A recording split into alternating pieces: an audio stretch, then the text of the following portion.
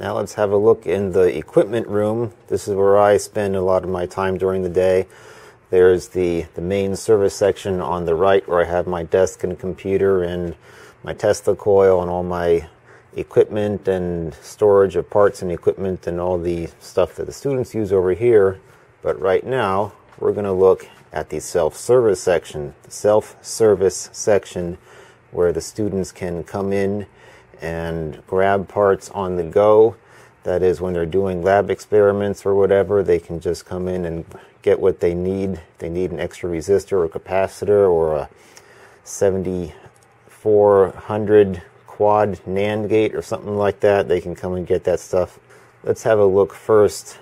I've got some nice additional lighting up above so all the part numbers can be easily read, and of course color codes on the resistors over here. But anyway, there's inductors and precision resistors. Certainly not every value of 1% precision resistor is going to be here, but there is a wide selection from anywhere from 1 ohm to 300 meg ohms with very select values. I have no idea where they came from. I didn't buy any of these, but they've been here ever since I started working. And then right here, this is almost all the semiconductors that are available with the basic chips, right, like the LM311 comparator, and then there's a 324 quad op amp and the 555 timer, of course, and a few other things. Then there's 4000 series logic family starts here, and then there's a 7400 series logic that all starts here and then moves on down, comes up to the next one and finishes off right about there, I guess. And then there's these are all pretty much LS's, the LS family usually down here, and then there's a bunch of HC, the MOSFET family up here. Got motor drivers here, the 386 audio amplifier, there's a quad comparator. A lot of these chips aren't organized very well. They're still in the exact same locations where they were when I started 9 years ago. I've really been meaning to organize them better, like putting the LM339 in the same box as the 311, because those are both comparators, and stick all the op amps together.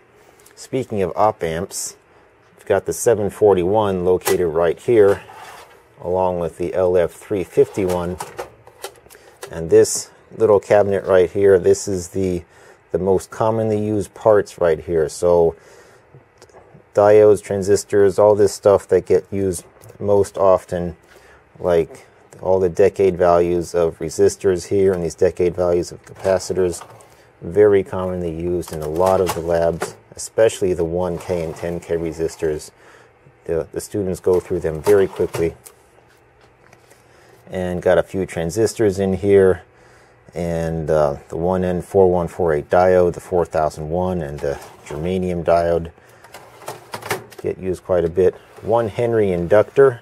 A lot of the labs that we do here are just simple RLC circuits where students look at the phase relationships of sinusoids and all that stuff, and then there's charging and discharging circuits where the capacitors and inductors are used for energy storage.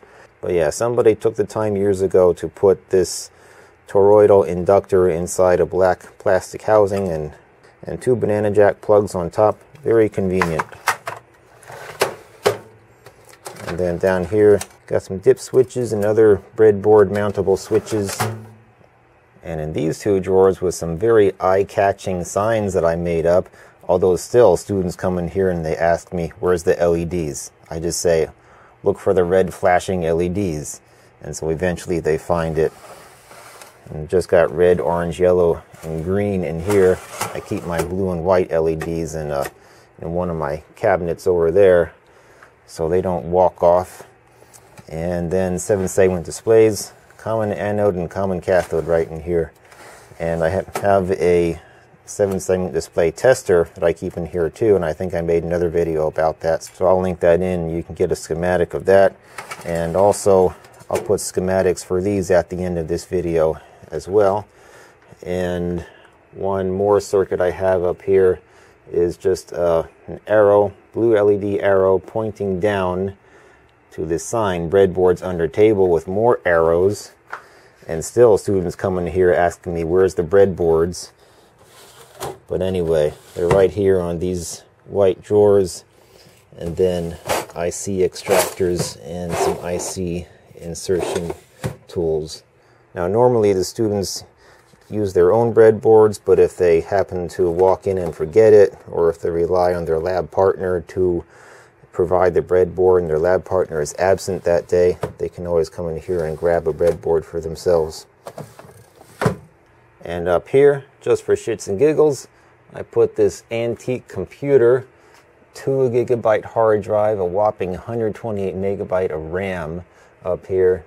And it's just showing Razzle Dazzle, or Razdaz for short, a really ancient MS-DOS screensaver that I've had in my possession in one form or one copy or another. I've copied it on many machines and many floppy disks over the years.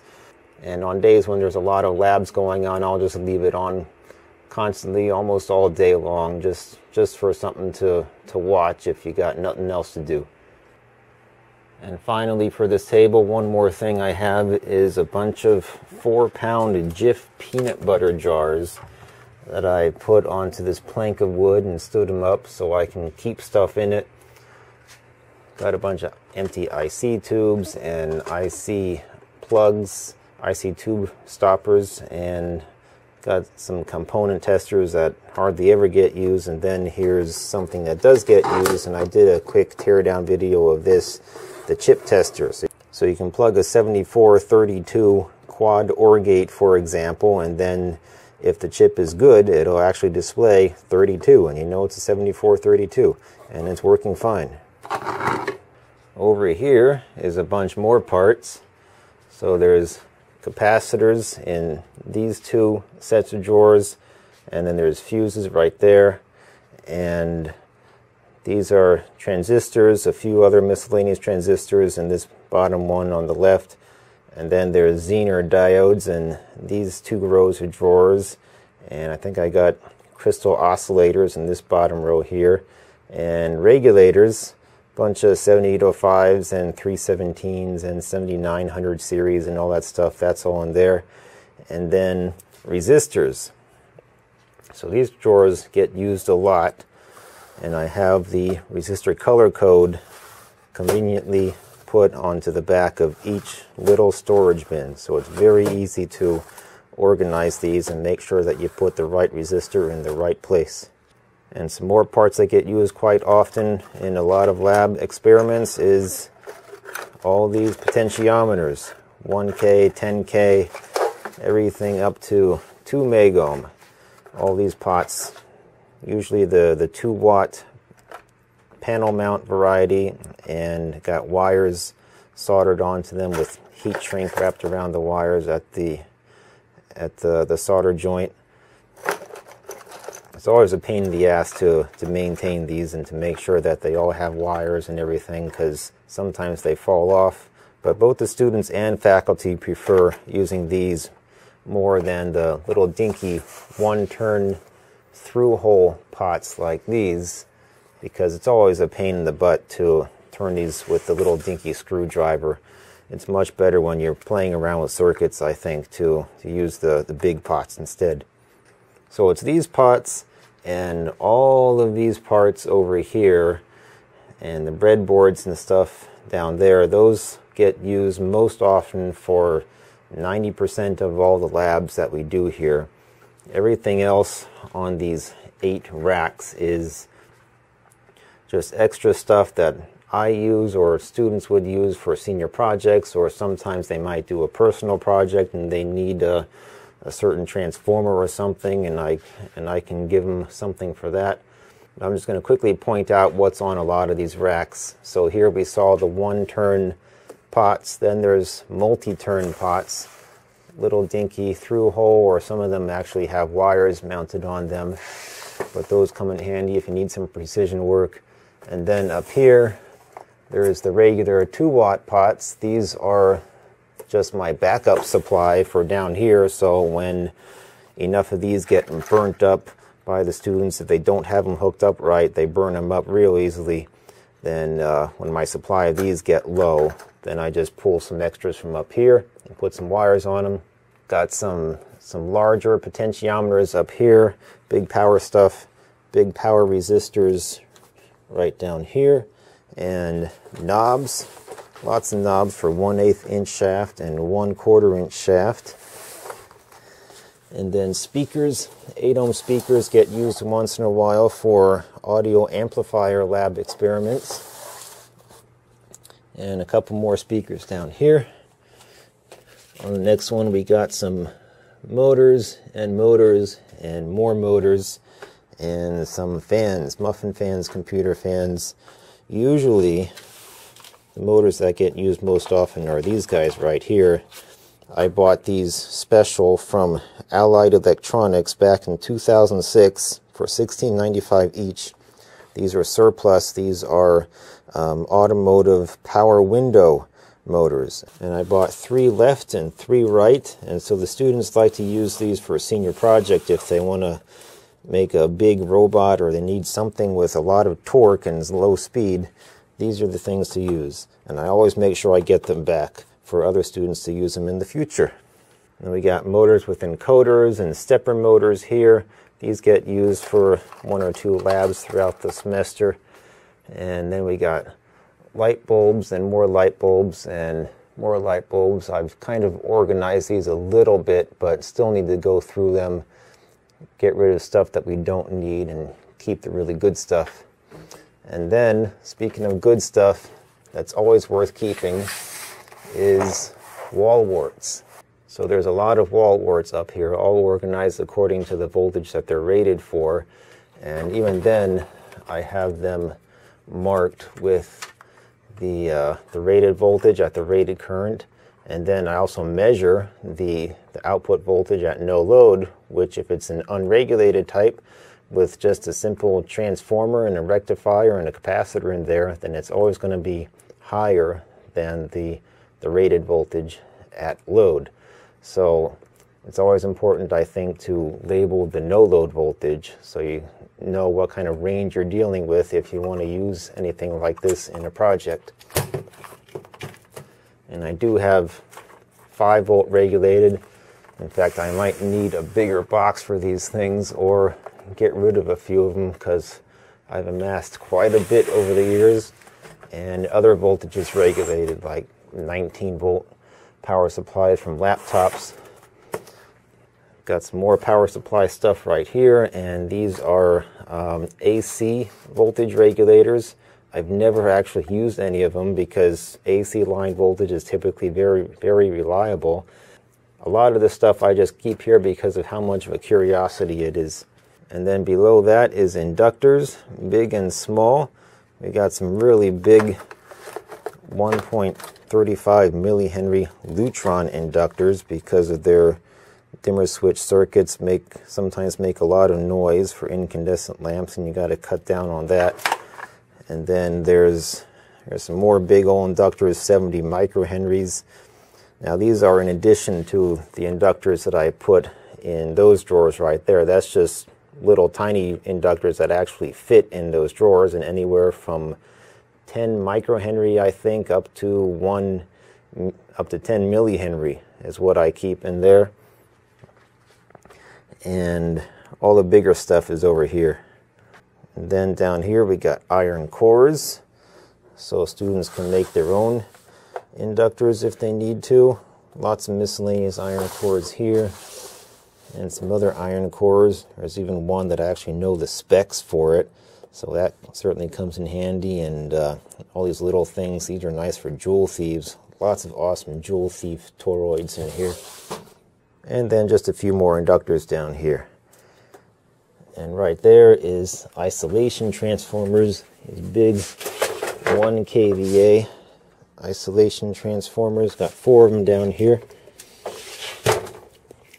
Some smaller isolation transformers, and just a bunch more transformers. A lot of them are, let's see, we got these 9-volt and 50-volt secondary coils. And then usually what gets used in labs is these guys right here, a 12.6 volt center tap, and I put a plug on it like that, so you can easily hook it up to a standard IEC C13 power cord. So these will be used where students design and build their own power supply circuits. And we got some other miscellaneous transformers and audio transformers. This one gets used the most right here. This Microtech thing already mounted on a little board like that with binding posts. Very convenient for lab use.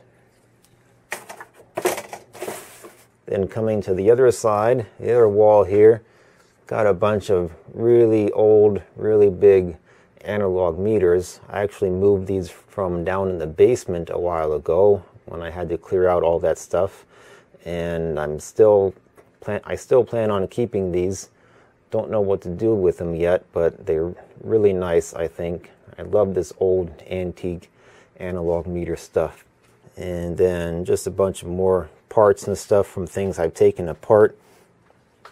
Here we got fuses, really big fuses like this one right here, and fuse holders.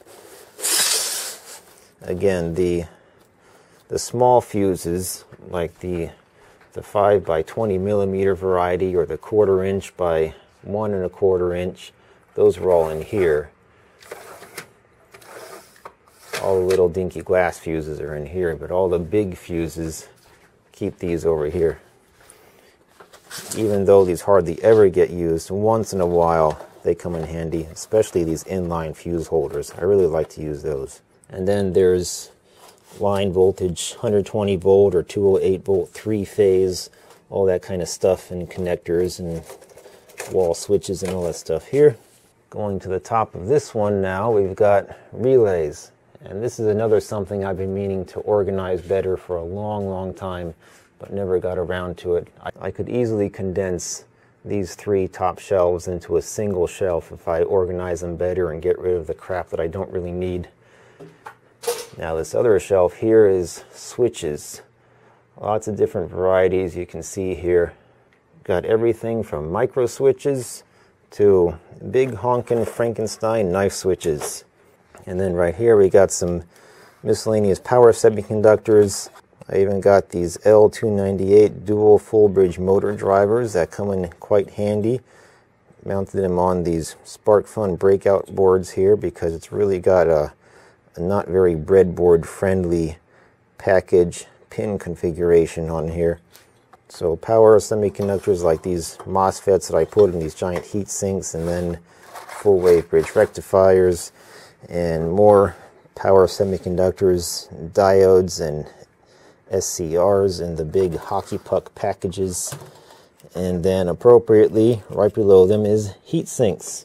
All kinds of heat sinks, from these little dinky ones here to the really ginormous ones that for these big power semiconductors that conduct hundreds of amps.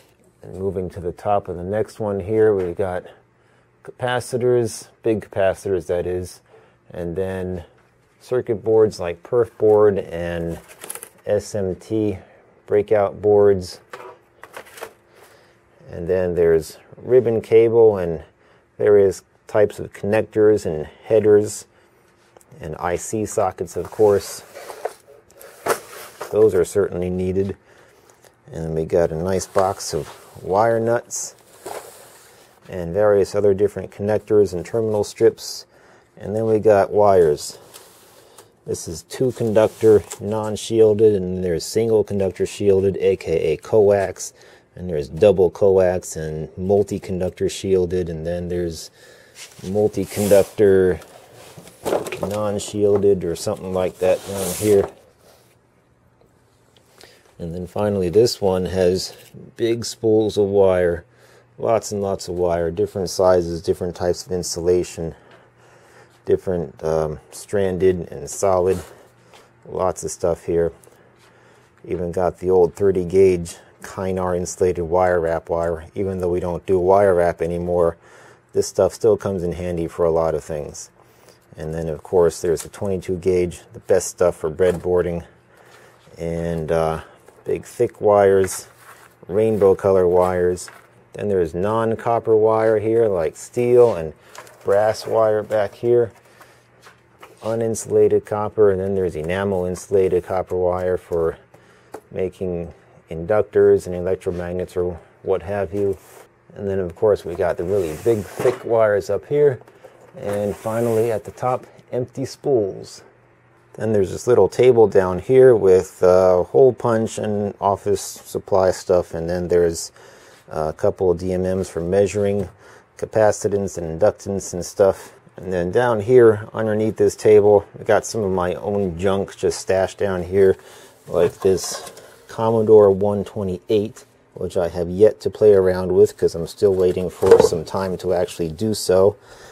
And then there's another Commodore box down here, but this actually contains a Radio Shack TRS-80 and the original Radio Shack monitor up here. Got an ancient laptop computer, an old portable computer with a red plasma display that I bought at a thrift shop a long time ago, and I made a video of that. And then there's an old video camera, a Sony video camera that stores the video on 30-minute DVD discs. And here's the flag with the fireworks. That's the only time that Raztaz actually makes any sound. And then that fireworks display is always followed by what I call the black hole. So that's it for this. Thanks for watching. Hope you liked the tour. We're almost done now. Just got a couple more rooms to go through and some cabinets to look in, and then we'll be done with this lab tour. So thanks for watching. See you later. One really nice thing about this computer is that for these old MS-DOS machines, if you're not running Windows, you can just hit the power button and pew! That's it. No shutdown or anything. Just turn it off.